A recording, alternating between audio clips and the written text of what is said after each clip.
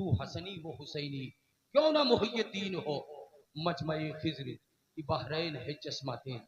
और सरकार गौसुल आजम की बारगाह में, सरकार गौसुल आजम से एक मरतबा मुरीदों ने पूछा, आज के मुरीदों ने पूछा, कहा सवाल हिम्मत नहीं कर रहे,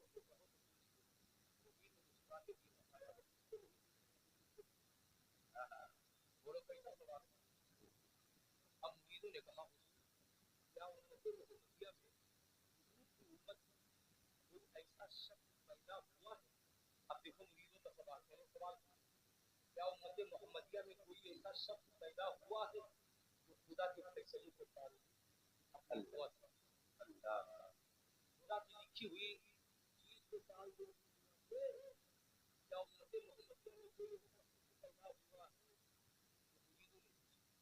बंदे और लिखा है और अल्लाह ही ने लिखवाया है, और वो हाथ उठा दे तो कोई ऐसा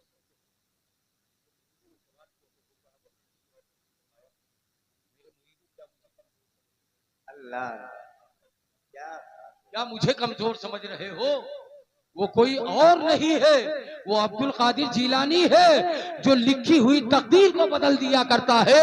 जब मेरे हाथ उठते हैं और मेरी जबान खुलती है तो अल्लाह बंदों की तकदीर नहीं देखता है बल्कि अब्दुल कादिर की रजा को देखता है, उसकी रहमत आवाज देने लगती है। ऐ अब्दुल कादिर जा, इसके मुकद्दर में कुछ और लिखा था लेकिन जिसमें तेरी रजा है उसी में तेरे खुदा की रजा। सुभान अल्लाह, सुभान अल्लाह, बहुत अच्छे, माशाअल्लाह जी। आम वलियों की निगाहों से माशाअल्लाह, निगाह वली में वो तासीर देखी, बदलती हजारों की तकदीर। माशाअल्लाह। एक शख्स वो आपका मुरीद था, कोई गैर नहीं था, सुबह शाम आपकी खिदमत करता था, काफी उम्र उसकी गुजर गई, कोई औलाद नहीं पैदा हुई। उसकी औरत ने एक दिन अपनी शोहर को मशवरा किया, वो शाम बड़े पीर की बारगाह में जाते हो, जमाना उनका से गोलियां करके ले जाता है, इतने भी औलाद साहिब औलाद हो गए, क्या तुम एक अर्जी एक दरख्वास्त हुजूर की बारगाह में नहीं पेश कर सकते हो कि सरकार हम बे औलाद है, हम पर भी करम हो जाए और हमारी भी झोली भर जाए, हमारे लिए दुआ खैर कर दो। इतना तुम नहीं कह सकते हो अपने पीर साहब से, हुजूर गौसे आजम की बारगाह में इतनी दरख्वास्त नहीं लगा सकते हो। तो बीवी के कहने पर मर्द का थोड़ा हौसला बढ़ा और जोश में आया, कहा ठीक है आज ये बात मैं हुजूर वाला की बारगाह में पेश करूंगा।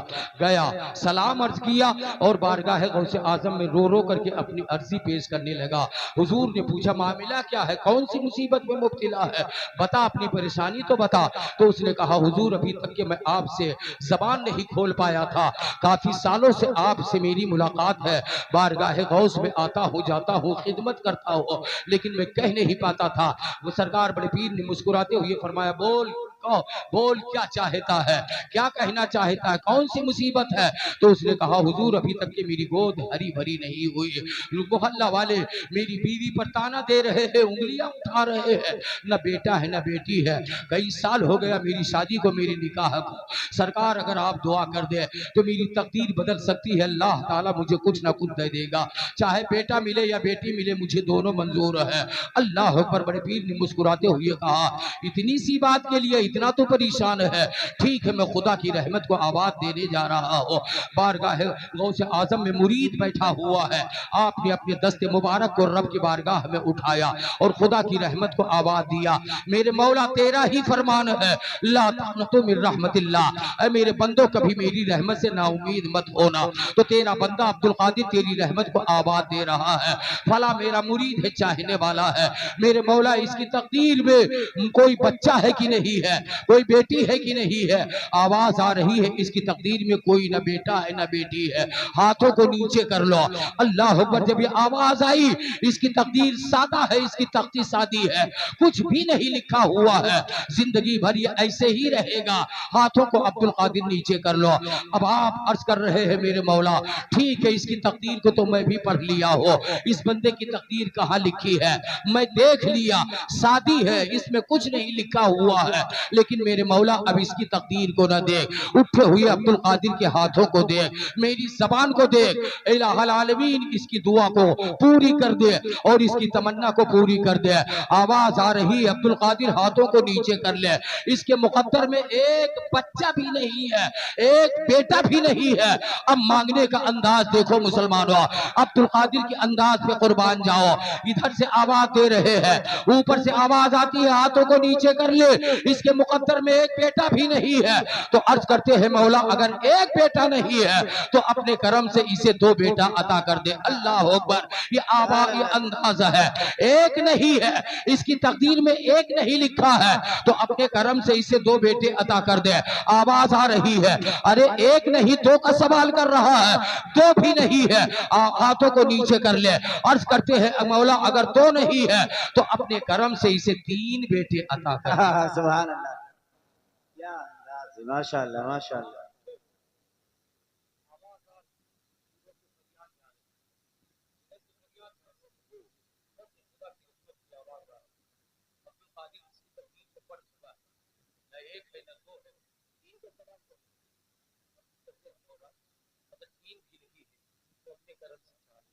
अल्लाह अल्लाह, बोल दो सुभान अल्लाह। सुभान अल्लाह। चार दे दे, हाथों को नीचे कर लिया अब्दुल कादिर, अरे चार भी नहीं तो मौला पांच दे दे, अरे पांच भी नहीं है, गिनती बढ़ाता जा रहा है, पांच भी नहीं है तो मौला छह दे दे अगर पांच नहीं है।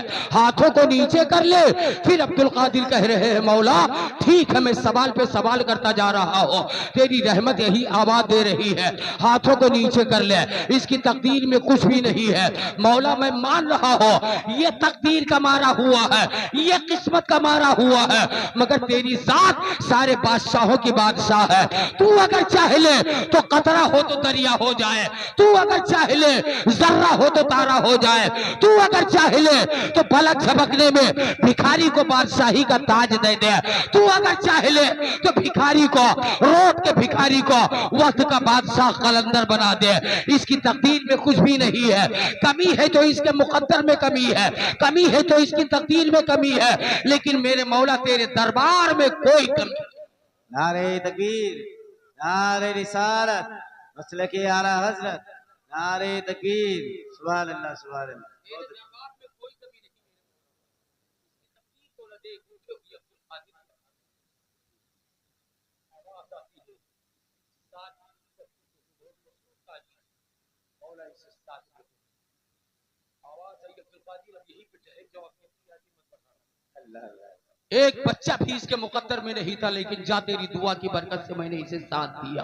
जब साथ का वादा हुआ, अर्ज करते हैं मेरे मौला जो तूने वादा किया है सात बेटे का, मेरे मौला इन सातों में कोई शराबी ना हो, इन सातों में कोई जानी ना हो, इन सातों में कोई गुमराह ना हो, इन सातों में कोई जाहिल ना हो, वरना जमाना ताना मारेगा।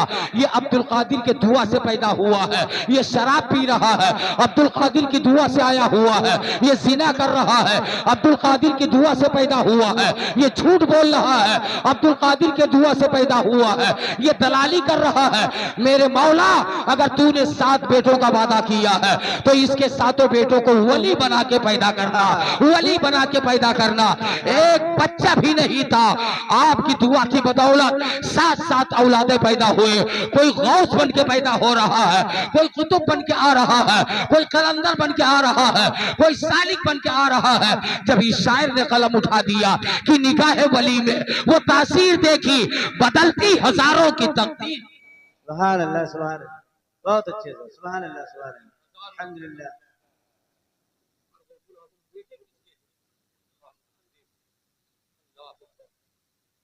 बगदाद में इल्म दीन हासिल करने जा रहे थे, माने कितनी सरफियां दी थी, बेटा झूठ जी, माने क्या कहा था बेटा, इससे पता ये चलता है कि आपकी वालदा बेटे के सफर से पहले ही वो अपने क्या है मेरा बेटा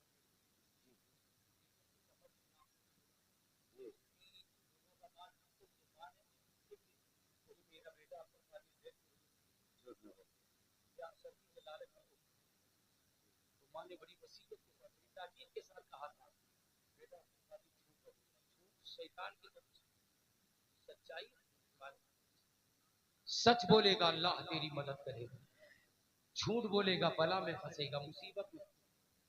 सरकार गौसुल आजम ने सफर किया, सफर में डाकुओं में किए, आप ही ने पूरी जमात की जमात, जितने ताजिरों की जमात, कोई सोने की तिजारत, कोई चांदी की तिजारत, कोई हीरे की तिजारत, सारे ताजिर डाकुओं के चक्कर में फंस गए।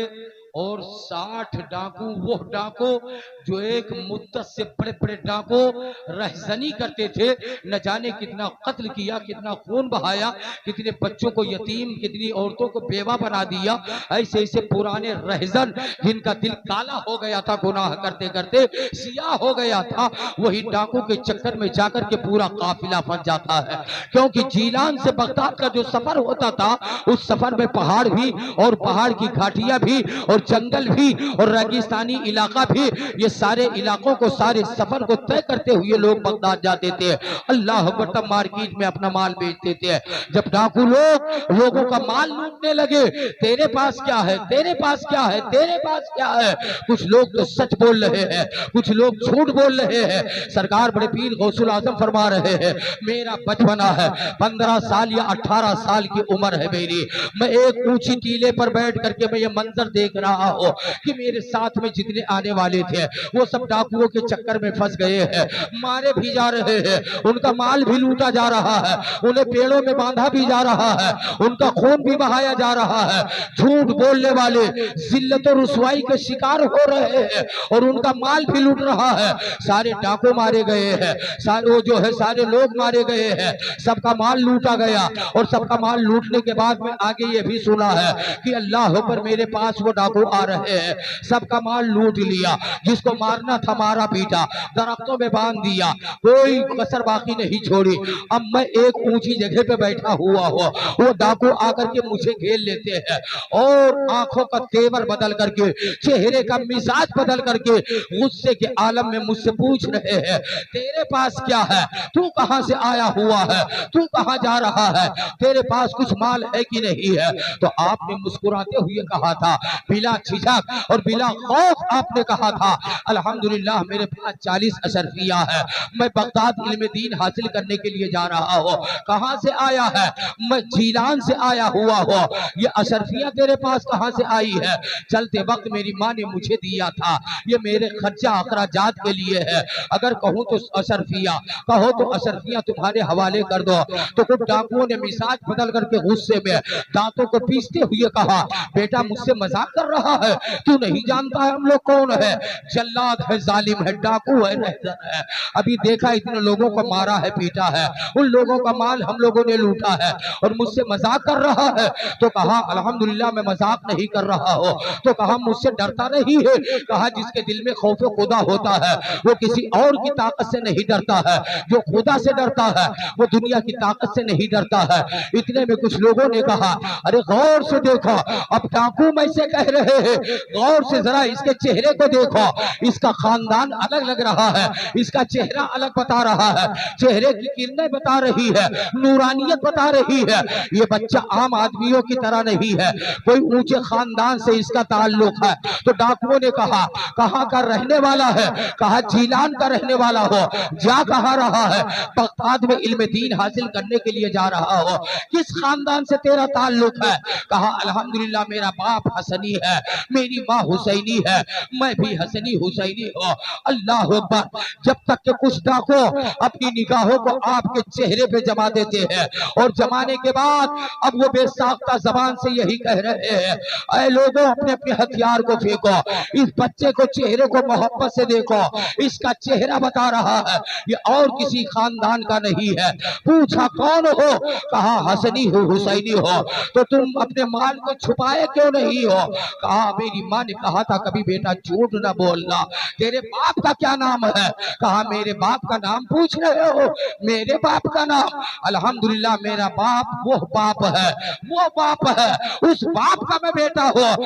जुमला देने जा रहा हो। कारी आबिद रजा साहब, जब डाकुओं ने पूछा ना तेरे बाप का नाम क्या है, तो कहा मेरा वो बाप है जो एक सेब को अपने ऊपर हलाल करने के लिए 12 साल बाग की गुलामी किया था, उस बाप अबू सालेह का बेटा अब्दुल कादिर जीलानी। सुभान अल्लाह, सुभान अल्लाह। उस बाप का बेटा एक खा लिया था। वो कितने साल गुलामी किया था? तारीख सुनिए, 12 साल गुलामी। उसी बाप अबू सालेह का बेटा माँ सैयदा फातिमा का लखी जिगर सैयदादा झूठ मेरे अल्हम्दुलिल्लाह मैं सच्चा मेरा सुभान अल्लाह, सुभान सच्चाई मेरे घर मैं तुम्हारे डर से झूठ बोलूं। गौसुल आजम की सच्चाई, इतनी सच्चाई तुम्हें मिली कहाँ? सच्चाई मेरी मां से। हलाल रोजी किससे मिली है? बाप से। ये अकले हलाल, ये सिद्के मकान मेरे माँ बाप ने दिया है। कभी एक लुकमा हराम का हल्क से नीचे न उतरा। एक से मेरे बाप ने खाया था, तुम्हारा साथ गुलामी किया था, तो उसी बाप ने साले का मेरी माँ ने कहा था बेटा कैसी मुसीबत में फंसा हमारे आपके लिए एक सबक। नौजवानों एक सबक, हमेशा सच्चाई से काम लो। ये नहीं कि खाली हो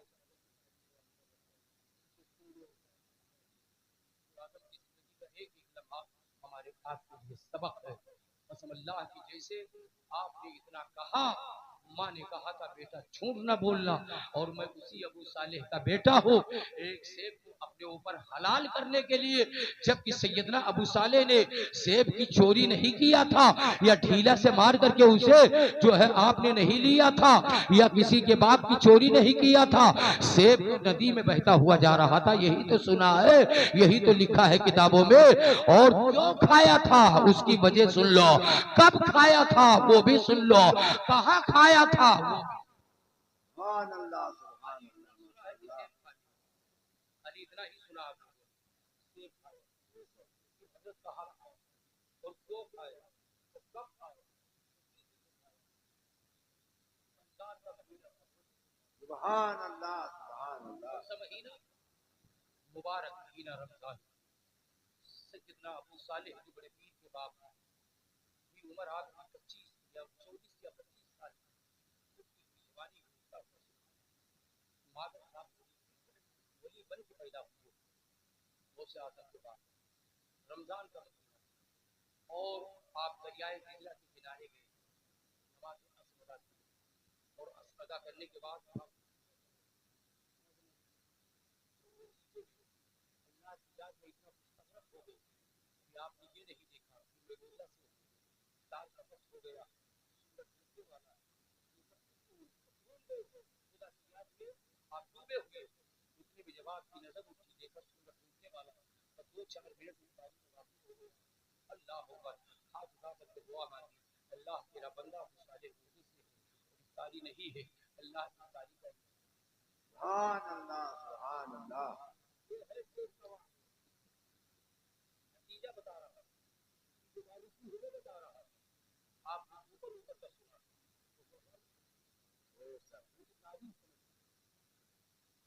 अल्लाह कारी का इंतजाम फरमा दे।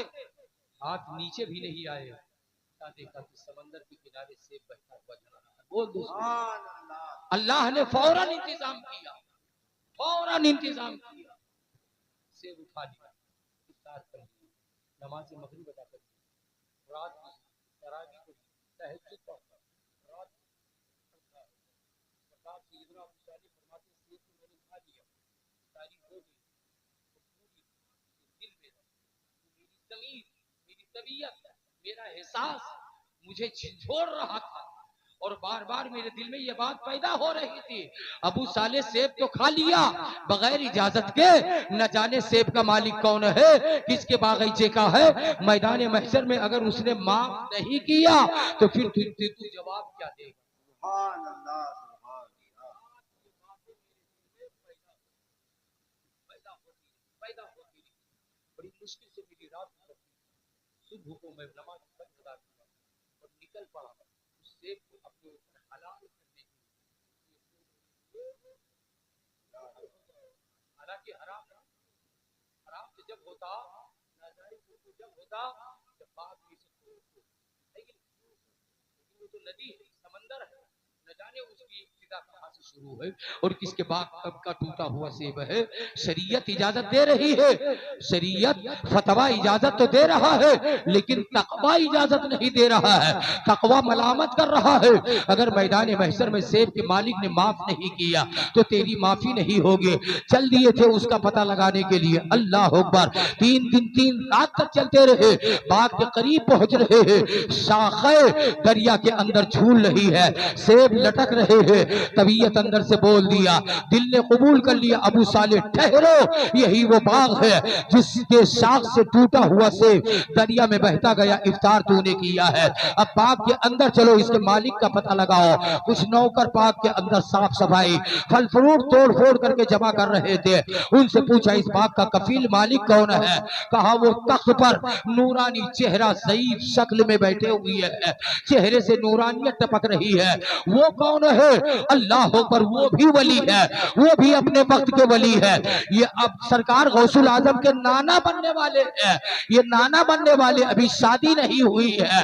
अल्लाह पर, इनका नाम अब्दुल्ला सोमई है, ये बड़े पीर के सगे नाना है। अब देखो बेटा चला है तो बेटा हसनी, अबू साले हसनी, यानी मैंने शुरू में बता दिया सरकार गौसुल आजम के बाप अबू साले ये हसनी है, और जिससे माफी मांगने गए हैं अल्हम्दुलिल्लाह वो हुसैनी है। दोनों नूर है, एक नूर दूसरे नूर से मिलने जा रहा है। जिसने सेब खाया वो हसन की औलादों में से, और जिसका सेब खाया वो हुसैन की औलादों में से। दोनों सब्र करने वाले हैं, दोनों माफ करने वाले हैं। अबू साले फरमाते हैं जब मैं हुजूर वाला के करीब पहुंचा तो आपने सलाम किया, सलाम के बाद हाथ जोड़ करके मैंने कहा हुजूर ये बाग के मालिक आप है, आपका बाग है? आपने कहा हाँ बेटा मेरा बाग है, इसका मालिक मैं ही हूँ। सरकार आपके बाग का एक सेब बगैर इजाजत के मैंने खा लिया, टूट करके नदी में गिरा था, बहता हुआ जा रहा था। मैं इफ्तार के लिए उसे अपने इस्तेमाल में ले लिया हो, हुजूर उसकी माफी के लिए आया हुआ हो। अल्लाह अकबर। तो अब जिससे माफी मांगने गए हैं वो भी अपने वक्त का वली है, और जो माफी मांग रहा है वो भी वली है, और जो माफी मांगने गया वो भी हसन का बेटा है, और जिससे माफी मांगने गया वो हुसैन का।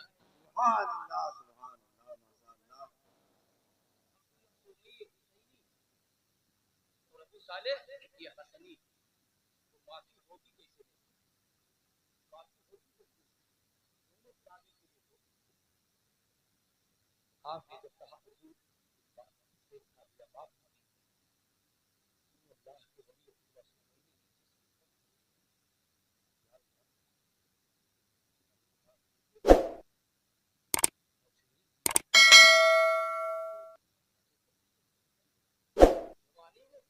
जवानी बेलगाम होती तो जाए